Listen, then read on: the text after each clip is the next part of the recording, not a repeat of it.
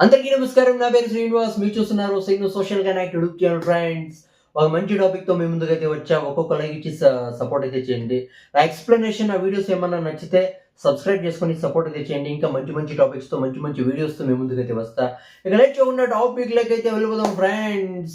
For the first time ఒక home guard మీద ICB అధికారులు అయితే రైడ్ అయితే చేశారు.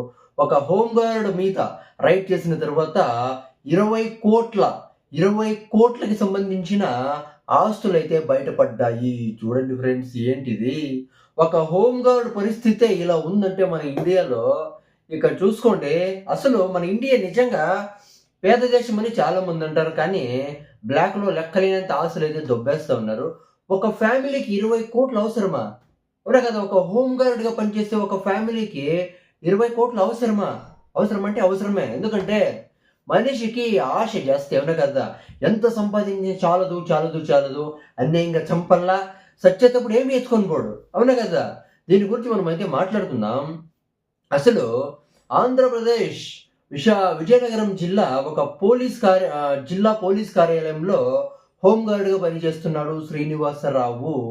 ఈ శ్రీనివాసరావు గతంలో అంటే ఏసీబీ శాఖలో పనిచేశాడు. ఏసీబీ శాఖలో పనిచేస్తున్నాడు. ఆ టైంలో రైడ్ గురించి ముందుగానే తెలుసుకొని, ఎవరి మీద రైడ్ చేస్తున్నారని తెలుసుకొని, వాళ్ళకి ఫోన్ చేసి, మీ మీద రైడ్ చేస్తున్నారు, చాలా జాగ్రత్తగా ఉండండి చెప్పేది వీడి పని. అవునా కదా! చాలా మందికి ఇలా ఫోన్ చేసి చెప్పేది, మీ మీద రైడ్ జరుగుతుంది, చాలా జాగ్రత్తగా ఉండండి అని చెప్పేది. తర్వాత వాళ్ళ నుంచి డబ్బులైతే లాగేది. అంటే చాలా జాగ్రత్త పడ్డాడు. అంటే వాళ్ళ నుంచి క్యాష్ గూడా ఇప్పించుకోలేదు. చాలా అంటే చాలా జాగ్రత్త పడ్డాడు. అంటే సంపాదించిన డబ్బంతా అంటే వాడి పేరు మీద రిజిస్ట్రేషన్ చేసుకోకుండా వాళ్ళ ఇంట్లో ఉండే వాళ్ళ మీద పేరు మీద అంటే వాళ్ళ ఇంట్లో ఉండే వాళ్ళ పేర్ల మీద రిజిస్టర్ చేసుకొని, వాళ్ళ ఫ్రెండ్స్ మీద రిజిస్ట్రేషన్ అయితే చేయించాడు. అంటే కూటమి గవర్నమెంట్ వచ్చిన తర్వాత అంటే మామూలుగా ఆస్తులు కొన్న తర్వాత ఆస్తులు ఊరికే ఉంటాయా? ఆస్తుల వాల్యూ అయితే పెరుగుతుంటుంది. అవునా కదా! చాలా అంటే చాలా పెరుగుతుంటుంది కాబట్టి శ్రీనివాసరావు చాలా అంటే చాలా కాస్ట్‌లీ లైఫ్ అయితే అనుభవిస్తున్నాడు. కాస్ట్‌లీ ఫోన్‌లు, తర్వాత కాస్ట్‌లీ బట్టలు, తర్వాత కాస్ట్‌లీ లైఫ్ స్టైల్. చాలా అంటే చాలా కాస్ట్‌లీ లైఫ్ స్టైల్ చూసి చాలామంది ఈ కూటమి గవర్నమెంట్ వచ్చిన తర్వాత చాలామంది ఏసీబీ అధికారులకైతే కంప్లెయింట్స్ అయితే చేశారు. ఈ శ్రీనివాసరావు హోమ్ గార్డ్ మీద. ఓకేనా?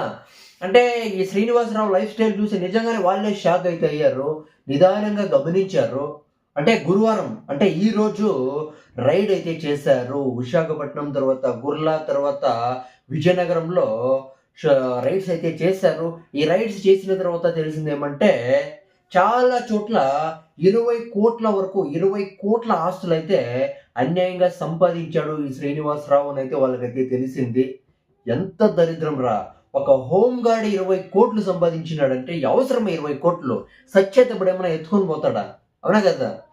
అలా అంటారంతే కానీ ఎవరికీ డబ్బులొస్తే ఎవరు వదలరు. అవునా కదా! మనిషికి ఆశ చేస్తే ఫైనల్‌గా అంత కష్టపడి సంపాదించాడు. ఫైనల్‌గా దొరికిపోయాడు. చూసారా?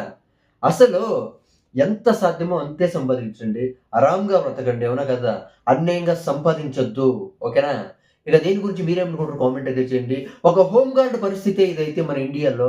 వేరే వాళ్ళ అసలు మామూలుగా అయితే పెద్దవాళ్ళ మీదే రైడ్స్ అయితే చేసేది. ఇలాంటి హోమ్ గార్డ్‌ల మీద ఎవరు అంటే రైడ్ అయితే చేయరు. కానీ చాలా కంప్లెయింట్స్ వచ్చాయి కాబట్టి వీడి మీద అయితే రైడ్ అయితే చేశారు. కానీ దొరికిపోయాడు. అవునా కదా! ఇక దీని గురించి మీరేమనుకుంటారో కామెంట్ అయితే చేయండి. నా ఎక్స్‌ప్లనేషన్, నా వీడియోస్ ఏమన్నా నచ్చితే సబ్స్క్రైబ్ అయితే చేయండి. సపోర్ట్ అయితే చేయండి. బాయ్.